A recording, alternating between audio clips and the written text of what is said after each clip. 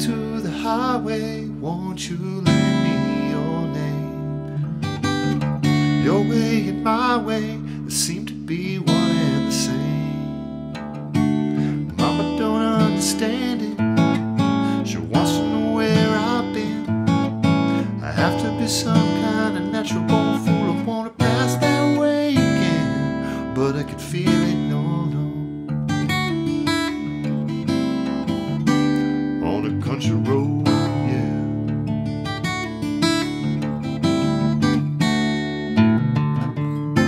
I guess my feet know where they want me to go. Walking on a country road, yeah. Country road. Hey everyone, welcome to MT Guitar. Thanks so much for joining us today.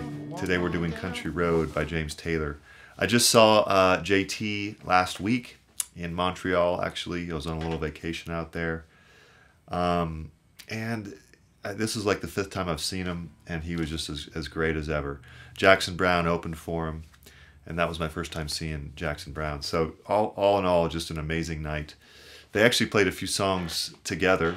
They played the Pretender and Running on Empty. This is a song that I learned early on. I sort of went through a James Taylor guitar learning phase pretty heavily. You know, I've always been a massive fan of his, even as a child, and still now today. But I remember learning a lot of his songs, and it was so crucial for my development. And I learned a lot of great acoustic guitar riffs. Country Road is really nice because it's sort of middle of the road as far as difficulty. It's not quite as difficult as, say, other lessons I've taught from him, like You've Got a Friend. It's pretty difficult.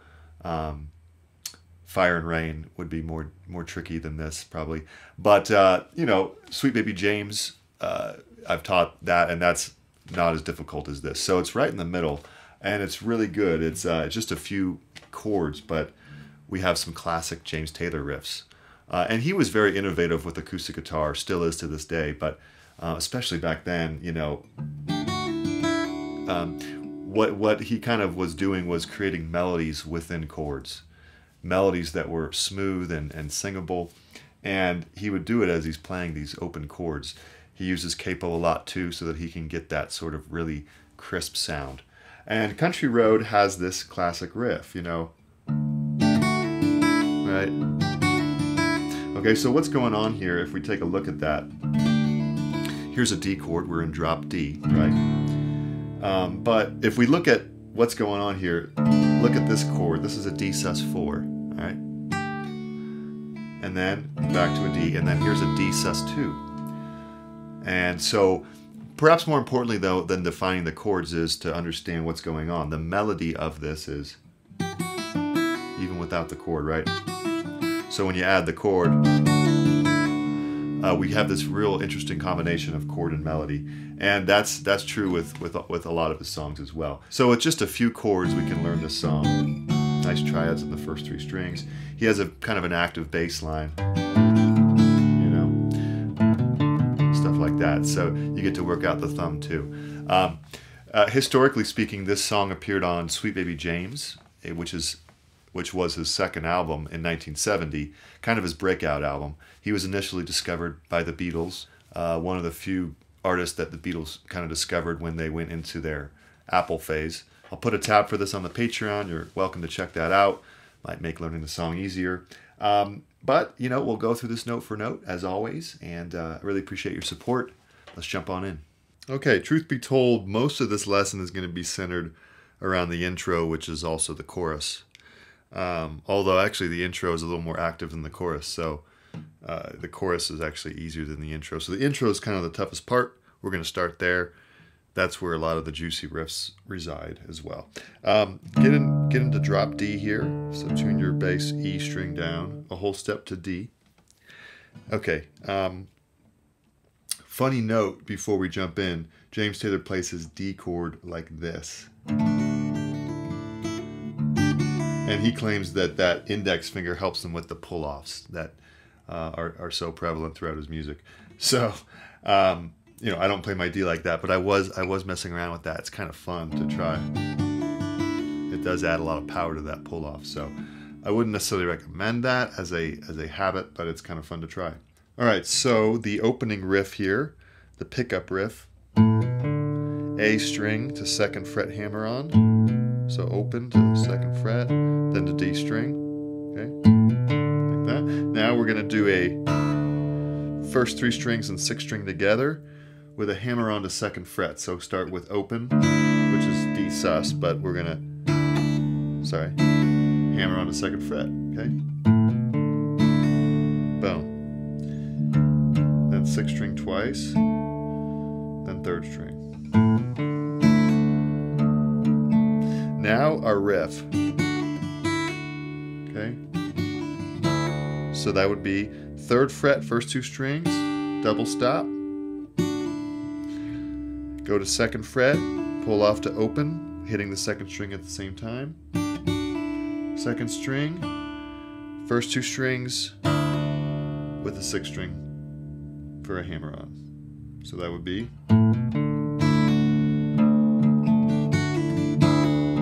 nice. Okay, one more time, slower. Boom, boom.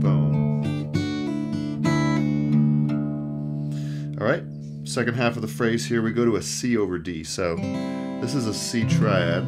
If you take away the bass strings, you'd have still a C, but we keep the D string going. So we go first 3 strings twice, and the bass responds twice, then again, and bass. Okay, so it's, then you go to a G triad here, so 4, 3, 3.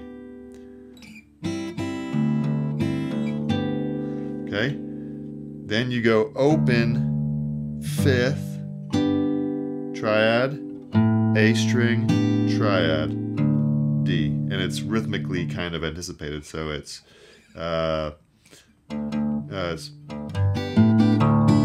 let's do the whole riff there. So that would be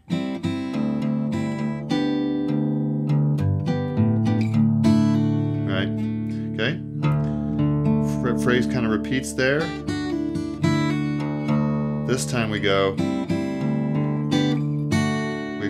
you know, same thing here, but this time bass, bass, G triad, resolve it to a D. Then our bass fill here, 6, 4, 6th string, 4th string, 5th string, 2nd fret, 4th string, back there to there. So that would be, okay? Let's do the whole intro together. And, you know, go ahead, rewind if you need to, or slow it down, whatever. Here we go.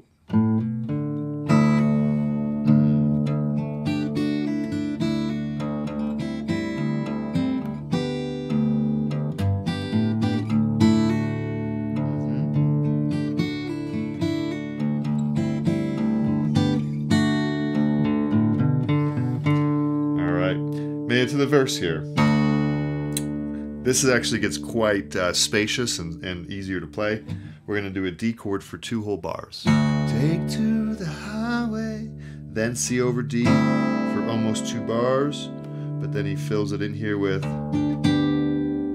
G triad twice. Bass, triad, bass, bass. So that would be whole line, or the whole phrase there would be, take to the highway, won't you lend me your name? Okay? The thumb can be tricky to do that quickly, so, you know, do it slow if you need to. Then we're going to repeat this phrase here with the variation. My way seemed to be, and then bass again. Now our C over D for 1, 2, 3, and then resolve to D for the last 2 beats. So that would be one and the same for 1, 2, 3, 4. Okay, that takes us to our pre-chorus. So the pre-chorus here, I played it not wrong, but sort of incomplete for years until I saw James play it live. I was just doing this. I knew something was missing because it's pretty thin there. Turns out he's playing this kind of thing, even adding the first string sometimes on the A7. So we're going to go 2nd fret bass, 2nd fret D string, 3rd fret B string. Okay, and we're going to hit it twice. Pinch the 4th, 3rd, 2nd strings, right, and then the thumb with the 6th string. So that would be boom, boom. Now we're going to go to an A7. So that was an E minor 7, by the way. This is an A7, O2, O2, O, and we're going to go bass or A string and the 4th, 3rd, 2nd strings. You could also do the first 3 strings. I tend to like this. All right, so that would be. And then it repeats 3 times, or it repeats for a total of 3 times, right? 2nd time, 3rd time. After that, we go to a B minor 7, but we only play the first 3 strings and 5th string twice, and then a C over D. All right, so that's the entire verse. So let's do that together. 3, 4. Mama don't understand it. She wants to know where I've been. I have to be some kind of natural, but I want to pass that way again. But I could. All right, now the chorus. The chorus is very, very similar. Let's go over the slight differences there between the chorus and the intro.